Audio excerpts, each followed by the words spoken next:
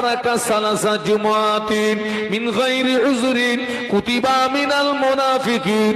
আল্লাহ নবী বললেন, যারা বিনা কারণে পরস্পর 3টে জুমা ছেড়ে দেবে, ওদের নাম মুনাফিকের খাতায় লেখা হয়। মুনাফিকের ঠিকানা কোথায়?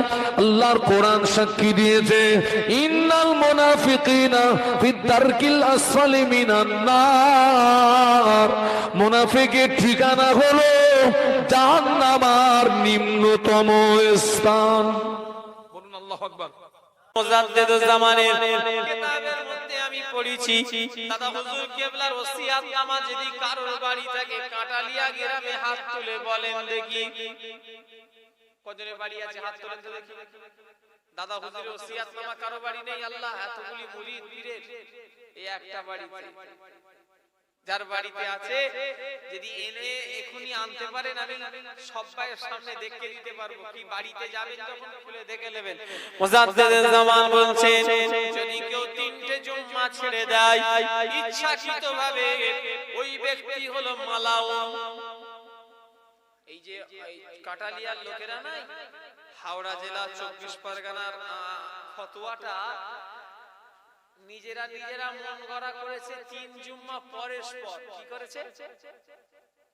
কথা বলে দেখি তো। 3টে জুম্মা পরস্পর ছাড়লে অসুবিধা হবে। কথা বলে না দেখছি তো।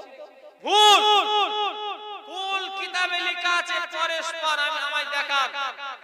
মুজাদ্দিদুজ জামান দাদা হুজুর কেবলা নিজে লিখছেন, পরস্পর কথা কোনো উল্লেখ করেনি। যদি থাকে কিতাব আমার কাছে আনেন, আমি এত লোকের সামনে দেখিয়ে দেব। দাদা হুজুর কেবলা পরস্পর কথাটা উল্লেখই করেনি।